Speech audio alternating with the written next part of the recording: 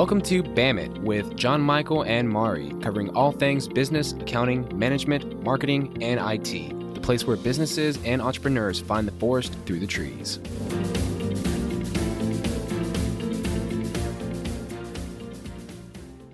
Hello, everybody, and welcome to BAM It. This is Mari Peterson of Marketing Outpost, and of course, I have with me John Michael Cletus with Peridot Consulting.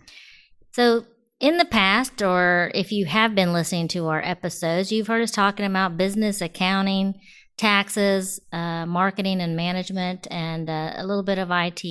We've decided to introduce a new kind of episode called Off Topic.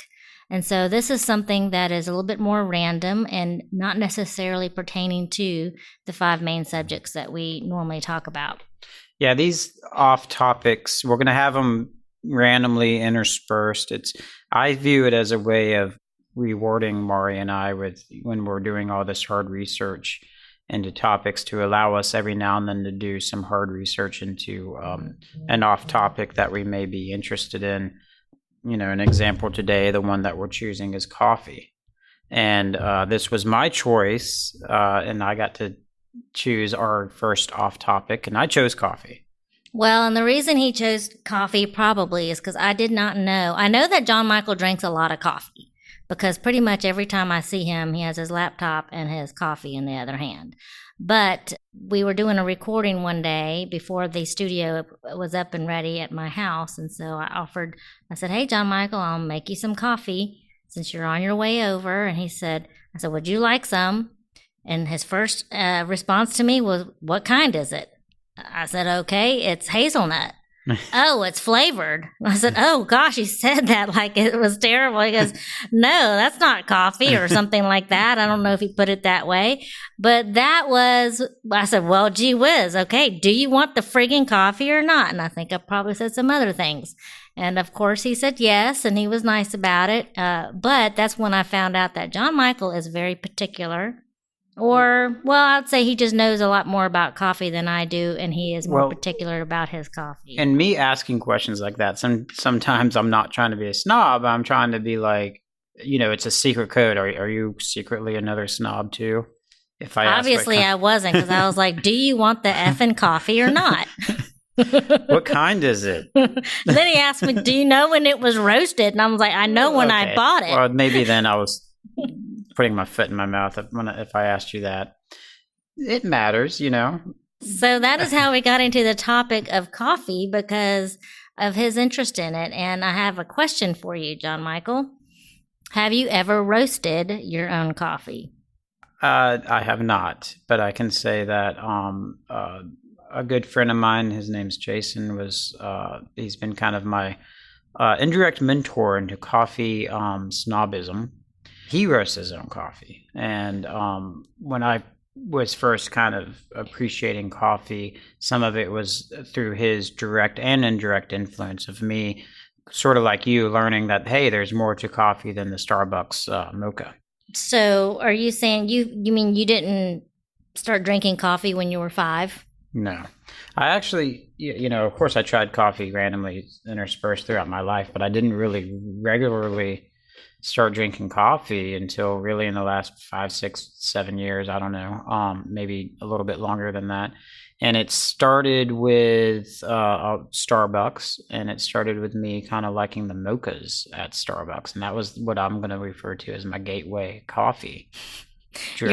So you went from that really fluffy mocha stuff to the hard coffee, and that was a gateway. What coffee, happens is you get in that routine of, okay, I'm going to go to Starbucks and get my mocha. Not only is that expensive, but then you go to Starbucks, get your mocha, you go to work, and you're sitting at your desk, that mocha's gone. Hey, I still want some more coffee. I still want something to drink. So you end up, making it yourself. And from there, I got into, just regular coffee, drip coffee, French press coffee.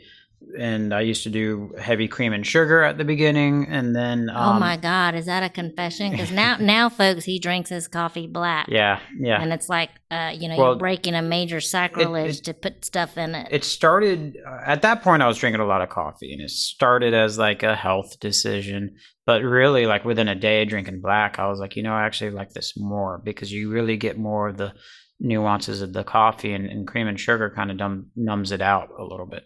So later on, we're going to get into do people who drink black coffee, are they really psychopaths, like a recent study said? But we'll get into that later. Anyway, back onto your track for getting into coffee. So it went from mocha, the pathway, the gateway, to the hard stuff. What was Starbucks it after mocha? What was it after mocha? Pray do tell. More than just a latte. And then, oh Lord, it was the latte next. Then you take out the chocolate, and then I would do, like, I remember for a while there, I would go to Dunkin' Donuts and get like just a black coffee with a shot of chocolate, You were cheating. Yeah, I was. Well, it was, logistics at that point, location of coffee. And then it was just coffee, heavy cream and sugar, and then lighter on the cream and sugar. And now I'm just. And then you met the real dealer, your buddy Jason, who introduced you to the he got real me roasted coffee. No, but you get into, when you start drinking black coffee, the nuances of coffee start mattering. You start looking at the roasters, the freshness of the coffee starts becoming apparent. So you start looking at the roast date, you start looking at who it is, or this coffee is good, where did it come from? What is this bean? Who, things like that. And you start kind of just self-educating and realizing, hey, this coffee I really like, it's a Colombian bean from this roaster, and it's a medium roast. And then, I might see that again, and then I might try a coffee and be like, I don't know if I really like this. It's this African bean. I don't really like that. So I started learning I don't gravitate towards certain beans, and I gravitate towards others, and that's how you got into. And here I am. Here I am doing a podcast about coffee. Well, I think that I know you were a home brewer in your past, and you actually won some awards. Correct? Am I right? Yeah. And what was one of the awards? I had my beer. I won, and the award was getting my beer commercially brewed at a brewery. So I can now foresee in your future you're going to do a home roasted coffee. That we're going to have Peridot coffee probably in the next year. Maybe I could see that, but with my home brewing, the problem with home brewing is every time you home brew, you get 5 gallons. And the problem with me is I don't necessarily drink 5 gallons of beer, so you end up giving it away or whatever. But you do drink like 5 gallons of coffee. Yeah, that's true. So maybe you're going to go into home roasting. But then, with home brewing, you find out that, it's a process. You get all this beer, and sometimes it's easier. We have such good beer in this town. We're very blessed, and most towns have good beer at this day and age, that sometimes it's just easier just to grab a 6-pack of that ready beer, and that's all you want for that next few days, as opposed to the process. I loved the process of brewing, but I can kind of see that with coffee too. It's like we got such good roasters that's ready. It's good. They're better than me, even though that sometimes it would be easier just to do that, even though you can save money on it. But we'll talk about roasting here in a little bit. So coffee is native to tropical Africa, give or take, or in and around the Ethiopia and Sudan region. But right now, Brazil is currently the leading producer of coffee. They do about 1/3 of the world's total. So it wasn't native to South America, but now South America is known as a huge coffee producer, and that's Brazil is the biggest producer. Coffee, it's a shrub that produces berries, and in the middle is a seed, which is the coffee bean. And they have to pick all that by hand. And this is a huge product of all these developing countries, like in some cases their biggest export. And it's sorted by ripeness and color. They remove the flesh of the berry, and then the seeds are fermented to reduce the slime that's around the seed. Are you hearing this, people? There is slime on your coffee beans. There's slime on a lot of things if you think about it. If you knew how things were made, people. Then they wash it off, and they dry it, and then they sort it and label it, and then that's your bags of green coffee. And from there... How long are those good for? The green coffee? I honestly don't know the answer to that, but I know it's for a good amount of time before it goes bad, probably like any other commodity. And then you roast it, and then you have coffee. That's, One method, there's this Asian bean this animal in Asia is like a cat or a raccoon. It's called an Asian palm civet, that it will eat the berries and then it poops out the beans, and they get those beans and wash it off, and it's like the most expensive coffee you could buy. A pooped out bean. It's a pooped out bean and from the Asia, and it's like the highest sought after coffee Sounds bean. like a parasitic process, because I've heard this before. Well, supposedly the digestive tract like properly prepares the bean in a great way. And leave it to human beings to appreciate pooped out correct. beans. Well, if you pooped out beans aren't as bad as like haggis from Scotland or something. That's worse to me than pooped out beans. Well, now you're talking about something that, hey, there might be some people out there that really like haggis. Correct. And there's people out there that really like pooped out beans. That's my point. My question Humans are weird. That's my point. Well, how would you know that you are having or drinking pooped out beans? Well, that $4 cup of coffee costs $25. Well, I have a feeling that's not on the marketing label. No. Well, probably if you don't know it, you know it's really expensive and really sought after, and you're drinking something high. It's probably one of those things like Chevy Chase and Family Farm, like it's really good, and then he these smoky out mountain oysters are awesome, and then he finds out he's eating goat balls, and it's probably one of those situations where you're drinking, you're like, I would just have so much fun with that marketing label. Yeah. You know, how would I put pooped that? out beans, Poop extracted, roasted beans, Asian poop extracted, Asian poop cat, poop cat. Asian cat poop extracted, roasted. Like, how would beans. you like gently fermented through the belly of a cat? I don't know to create an effervescent pooping extraction process. Ooh, I could have some fun with that. That would make like a paragraph of describing the. There are certain products I never wanted to do marketing for, and that would be one of them. And toilet paper, but hey, toilet paper. It's just soft. You just I guess about how that's why soft they it have is. that bear. Anyway, Yeah. I digress. Back to coffee. Okay. Well, let's talk about coffee, the types of coffee. There's actually 4 types of coffee. There's I'm going to say these wrong, and I apologize to people. Arabica, Arabica. Arabica. Arabica. We'll go with that. Robusta, Liberica, and Excelsa. Now, most coffee that we know of is under the Arabica, as we're saying, brand. That's like the Colombian, the Sumatra, the Kona, the Ethiopian. Leave it up to us Southerners to really screw up these terms. Yeah, well, we're doing it on purpose. We actually know the term, but we're purposely messing it up just for entertainment purposes. So most of it fall into that main category. What does the poop extracted beans fall under? That's probably Robusta, because Robusta comes from it is Kopi. The feces from above is the name of that bean, but Robusta. Are you serious? Kopi. That would be the title, and you know what? It would probably sell. Kopi beans. Don't read the fine print. Yeah. We must tell you, a cat pooped this out, and we filtered through. But anyway, so Robusta is the second most prevalent coffee bean, and it's more in Asia, is where that's grown. Arabica, which we're saying that's so wrong. We should have looked that up. South American and African. The other 2 are very rare, the Liberica and Excelsa. But most coffee that we drink here in America is Arabica. So let's talk about, the roasting process. A lot of hometowns everywhere has probably a coffee roaster.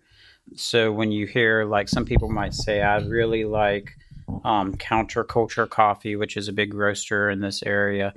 Well, what you should do is you should pick up the bag and look at the blends. Is it a Arabica blend?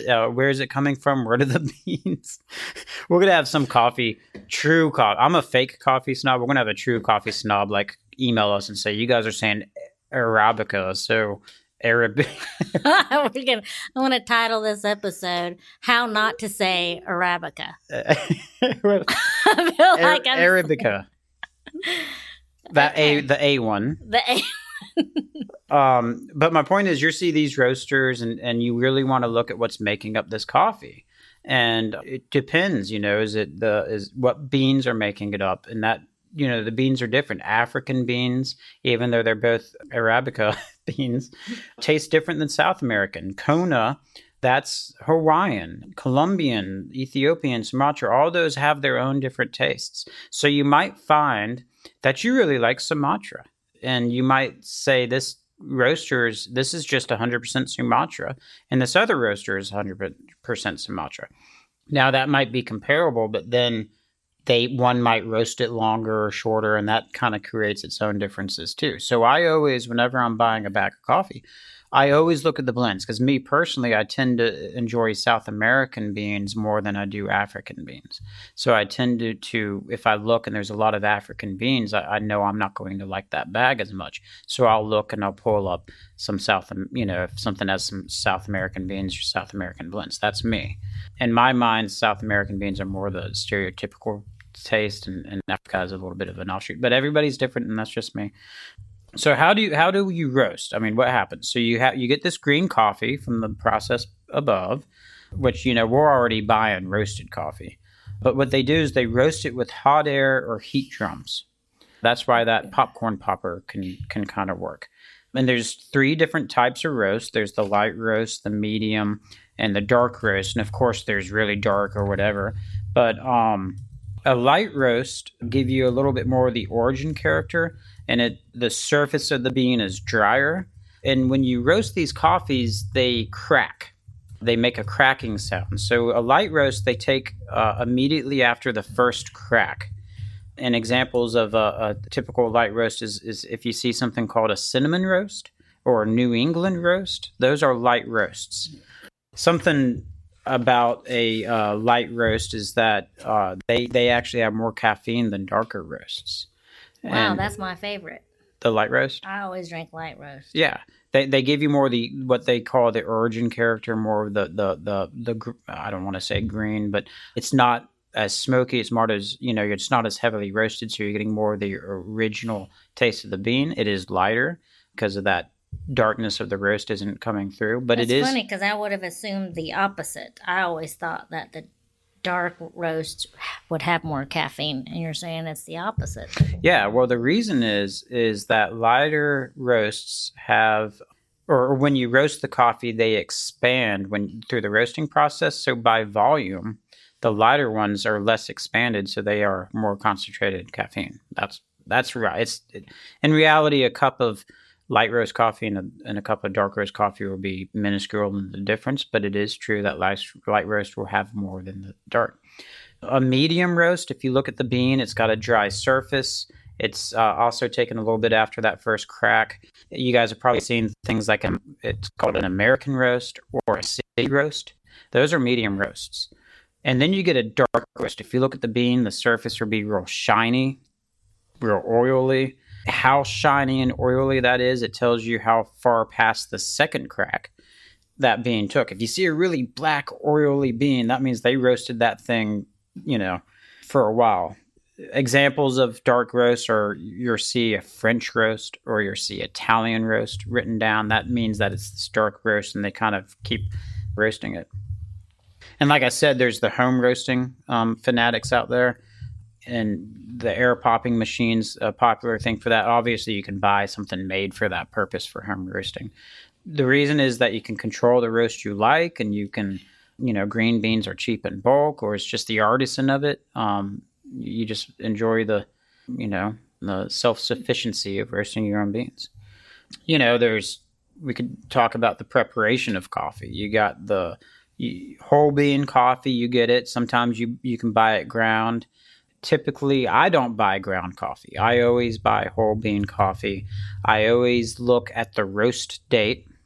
If it's a good, not all of them, but if it's a good roaster, they'll put a roast date.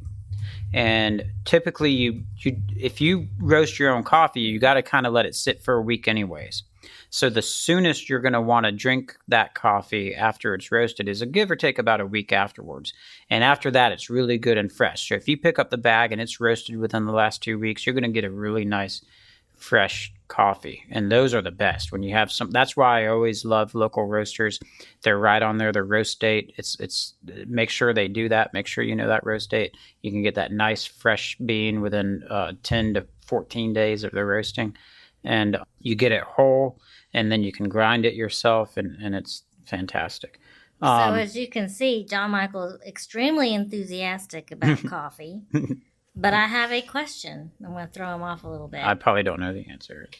What is this thing I read recently about people who drink black coffee are more likely to be psychopaths? Yeah, well, what that's about is that coffee's bitter. And black coffee means that basically you're not adding sugar or cream, or you're not adding anything to your coffee, right? Ironically, I know the answer to this. And they say, whoever they are, say that naturally it is not natural for a human to enjoy a bitter taste, that it's actually naturally supposed to be like an indicator of poison or whatever, and we're not supposed to enjoy that. So they say that it's mildly sociopathic for you to torture yourself by liking something that's bitter. And Okay. but I think what it is it's like all sociopaths drink black coffee, but not all black coffee drinkers are sociopaths. I think that's a good way of looking at it. And also the fact that this study size was so small that it's pretty much irrelevant. Correct. I think it was written and published for attention seeking for whatever this publication I'm was. sure whoever wrote it is probably like, why in the heck are you using that as anything? I haven't seen any psychopathic tendencies with you yet. I'll kind of keep an that eye on the side. I'll watch it out. Now I've been warned, so I'm watching that. It's John a tell. Michael. It's a tell. He's drinking black coffee. On No. the other hand, though, it's supposed to have health benefits. Yeah. Well, I mean, when you're taking black coffee drinkers and comparing it to non-black coffee drinkers, you're taking somebody that's drinking coffee with no cream and sugar versus somebody that drinks coffee with cream and sugar. Of course, on the surface, that's going to be healthier. But also you've got, just the actual health benefits of the coffee, which you're both getting. Well, it says here, because I'm looking at it, it says that it could help actually with diabetes, liver cancer, and liver disease. Yeah. Not only just wake you up in the morning. Or drink or up. Keep you up all night. Well, we're not giving medical advice. We're reading random facts from the internet here. Well, people. I want to give both a positive side as well as the downside. You're either a psychopath. There's absolutely no or- downside to coffee. Well, yeah, I'm just saying, you could either be a psychopath or you could be very healthy. Or both. You could be a healthy psychopath. All right, so back to your coffee discussion. So when you buy this whole bean, you're gonna love the geekiness of this, Murray. You can get it ground, or you can ground it yourself. If you buy I have my own coffee grinder, and it has different levels of ground. And you can ground it really fine, I'm really trying hard not to laugh. You can ground it really coarse, and it depends on what you're doing. Depending on how coarse you want to ground the coffee. Well, first of all, I do buy my coffee whole bean, but the date on it is when I bought it. Mm-hmm. I have never seen. Well, plus you're buying date. flavored coffee, so once you Oh, grind, that's right. I have already totally. you've already tainted the system. You've already tainted your opinion here. No, but my point is, in all reality here, is if you ground that flavored coffee in your grinding machine, you're getting those flavored oils all in your grounders. So if you were to get like a really nice pure bean, you're still going to get some traces I of that. happen to love those flavored oils. Thank you very much. Yeah, well, they're great. He's really not smiling, but okay. No, so there's different levels. It's a great way to mask a you- terrible coffee is to put some Oh flavors man, on don't it. ruin it for me. Well, it's a cheap coffee that they put. Okay, anyways, moving he on. just keeps on.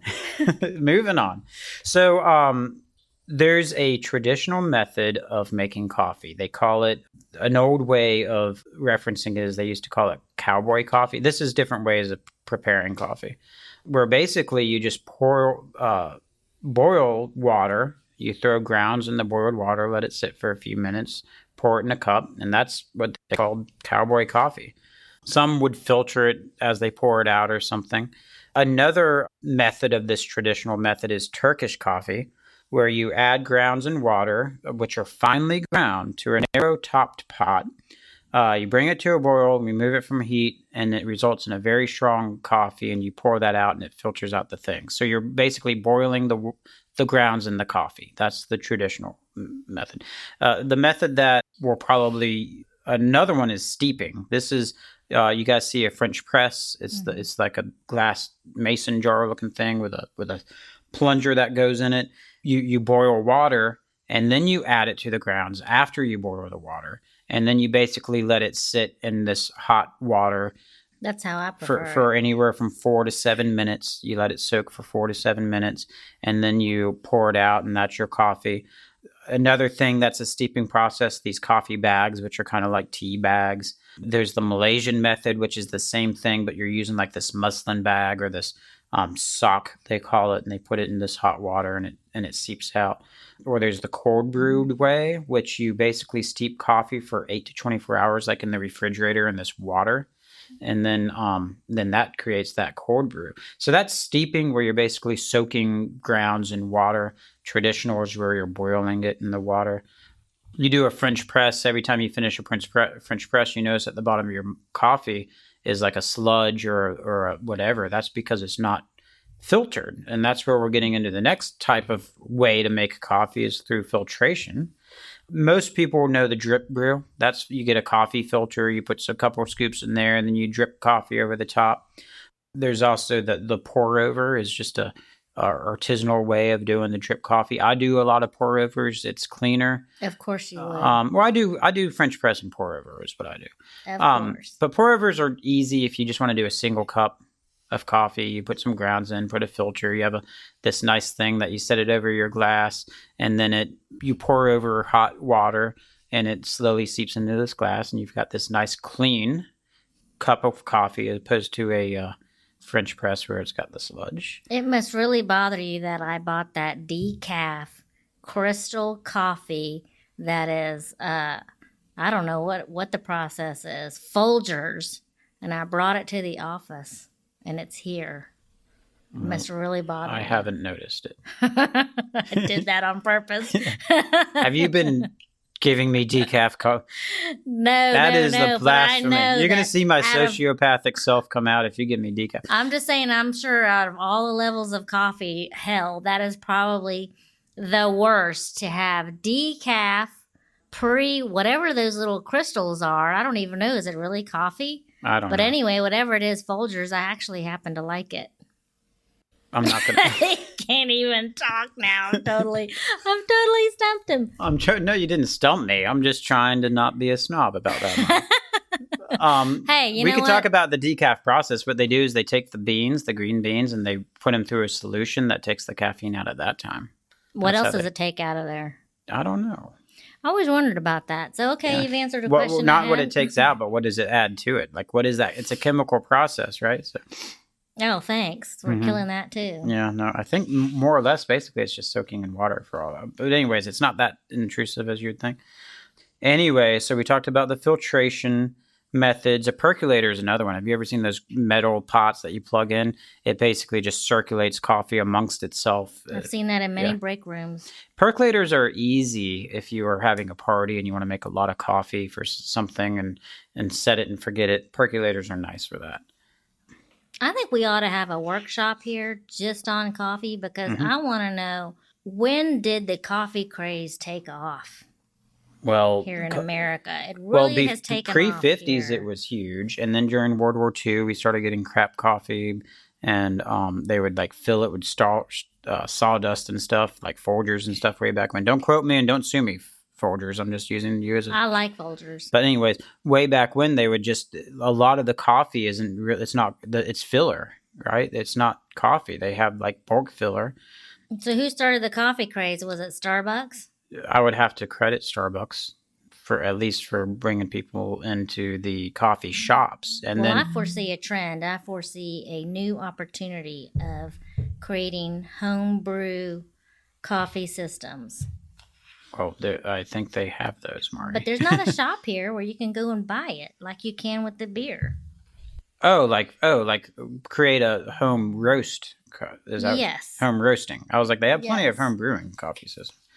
So the last way of preparing coffee is through pressure, and this is where the coffee shops come in. This is where the espressos come in through this Oh, the preparation method. barista. The barista, yeah, they force hot water through a packed matrix called a puck of finely ground coffee, and it basically makes a stronger than normal coffee, which is the volume of this espresso is about 1 to 2 ounces.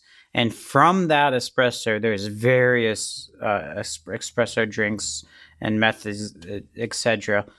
Starting kind of with the macchiato. Macchiato is one shot of espresso. When I say a shot, I'm talking about an espresso, that 1 to 2 ounce. So one shot with a small amount of milk, almost a 1-to-1 ratio, and that's a macchiato. I really enjoy macchiatos. They're strong, something that if I want a good caffeine, but I don't want to do that, I'll do a macchiato, and they're great. Maybe after dinner or something, they're great.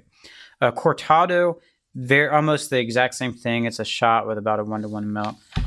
You've got every ratio from 1 to 2 milk is a piccolo, from 1 shot to 3 milk is a galileo. A flat white is 2 shots. One of those for 4 milk. You're going to get into the cappuccino, which is 2 shots with frothed milk. And the thing is America being America, we all have our own stereotypes as to what a cappuccino is. Some people is like frothy, like you see mountains of froth, and others it's as smooth as day, and it's just pretty much a latte, but 8 ounces instead of 12. Well, I see now why Starbucks did so well. They really dumbed all this down. Yeah, Stuck it on a menu, and correct. You don't have to It's call all it a... it's all latte with You with don't a flavor call it shot. a piccolo, gelato, Well, you go to whatever. these coffee shops, they're going to be like cortado and all this, macchiato and blah, all these things. And basically it's just different levels of, but then you get into the mixed drinks, the mochas and the Cubanos. I think it's gotten very complicated. Yeah. And then that sometimes they always ask if you're like, you know what, I want to try something new and cool.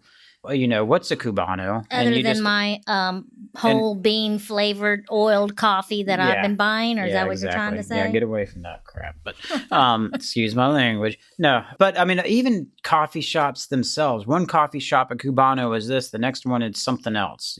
So it's at a certain point they get away from what the stereotypical standards are. But the base is the same. The base is most of them start with about 2 shots of espresso, and then some kind of froth milk or something, or adjectives or chocolate or whatever they end up doing to it.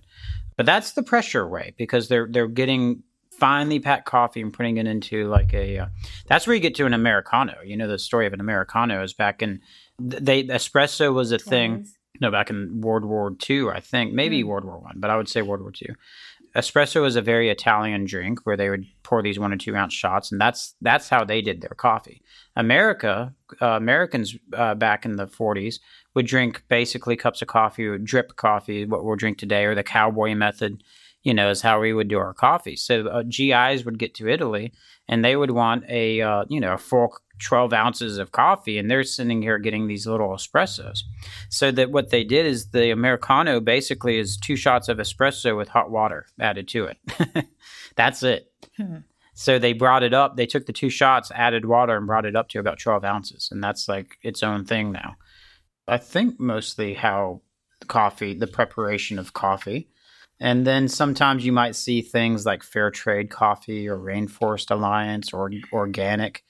Fair trade is just a foundation whose goal is to help producers in developing countries achieve better trading conditions. So it's just a lot of these developing countries, obviously, where coffee comes from has political turmoil. It's just where it happens to grow in these countries in Africa and South America. So it's just trying to make sure that the trading conditions are good and amicable to the growers. That's all fair trade means. So if you see something that says fair trade coffee, it's just, it can make you feel good that it's not lining some dictator's pockets or something when you buy that coffee. Rainforest Alliance is just sustainable alliance and land use practices. Organic is obviously organic as far as use of pesticides and stuff like that. But my main thing is when you go to coffee shops, a couple things is just, you can ask if they roast their own or not. If they do, great. Look at the bags, check them out, see what beans they are. If they don't, I get a lot of people that say, oh, I really like XYZ coffee shop's coffee. They have the best coffee. And I'm like, well, where do they get their beans? Because if you like, a coffee roaster that's called Counterculture, and they serve counterculture, well, you're like this coffee shop too, because they serve counterculture. It's the same coffee. But then you're getting into the specifics that, well, in reality, you like their Cubano, and that's something that might be specific, and it's got nothing to do with their coffee, but how that mixture of sugar and salt was put into that thing. Or sometimes it's even specific to the barista. That one barista makes the cappuccino very frothy, and the next barista makes it very milky. And you really like that barista's cappuccino just because you happen to like a milkier cappuccino. This is the difference between a coffee connoisseur and a non-coffee connoisseur. I just say, hey, John Michael, I like the coffee at Vortex Donuts. In fact, it was so good, I bought a bag of it. Yeah. But I didn't ask, where did it come from? When it was roasted? Did it come out of a cat's butt? I mean, I like the coffee. My point is their coffee is great, but it's the name of the roaster is 1,000 Faces, and you can buy their coffee. It's not Vortex unique, is my point. It was expensive, so now I'm trying to ask I'm thinking, I wonder if it was that. Well, they mark it up and cat poo coffee. Yeah, well, maybe if it was, I want some. I want some cat poo coffee. You would. I've never had cat poo coffee. Maybe you have and you didn't know it. But it is, just sometimes I'll tell people or somebody will say to me, that XYZ restaurant has a really good French press. It's like, yeah, I bet, but what's their, what roaster are they buying? It's not because that coffee house in the back is doing something, or that restaurant's doing something special with their steeping method of the French press. It's the coffee they have. So if they're using Penny Cup coffee roasters, then hey, Penny Cup sells their coffee right here, and you can just, you can recreate. That's why I asked that. Is it's maybe more available than you think. I see. And they're just using somebody's coffee. So I don't know. I went through coffee. I went through what it is. I went through the 4 major types of coffee. I went through the roasting, how the different roasts. I went through the different preparations. You did a great job. I feel like I need a cup of coffee now. Sustainable coffee, if you see fair trade, what coffee shops and what make them good and unique. And, there's competitions on coffee, and baristas are awesome. I'm not a barista. And barista is both male and female, just so you know. Like, as far as some people are like, is it barista or barista? It's barista. Oh. Just answering that. That was a question I never had, but I'm glad you answered it. Correct. And, that's coffee. I like coffee. Thank you, John Michael. Actually, you did a great job. This has been an interesting off topic. I kind of asked him before we started, well, what does coffee have to do with business?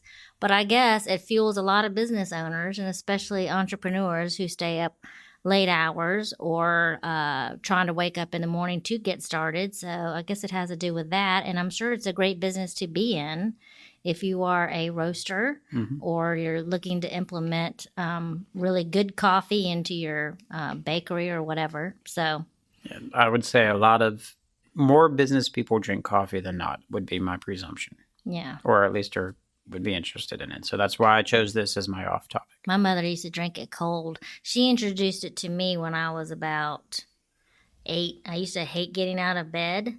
And so I was terrible to get up in the morning. So she would come to me with a cup of coffee, and I would smell that, and it would wake me up. And that's how I'd get up in the morning. And so she introduced it to me at a very young age. Did you drink it? Yeah. Oh. Wow. But over the years, I would watch her, and she would drink it cold. It would sit there for like all morning long, and then I'd see her in the afternoon, and she would be drinking that same cup of coffee. I was always sort of grossed out by that, but she didn't seem to care. So I think there's coffee lovers and coffee types, just like there is with any other kind of beverage. I could probably give you some very interesting descriptions about vodka and the differences between certain brands. Yeah. Well, human intervention. I prefer potato vodka. If we want to go there, but anyway, so yeah, that's another. I think you've done a great job talking about coffee. Thank you. Or the intervention of human beings in the process of consumption of anything is always interesting, and coffee is a interesting commodity. So thank you for this first off-topic conversation around coffee. Our next episode, if you are listening to these sequentially, is going to be featuring women who are in businesses that are typically, and have been for a long time, predominantly male. So, or male occupied, how should we put that? Well, male-dominated industries where these women are working within and the very unique challenges that they face. We're going to have 3 wonderful guests with us talking about their trials and challenges working within male-dominated industries. All right. Thank you for listening, and you can get more of these episodes at BAMMIT, BAMM-IT.com. And of course, thank you, and talk to you later. Thank you.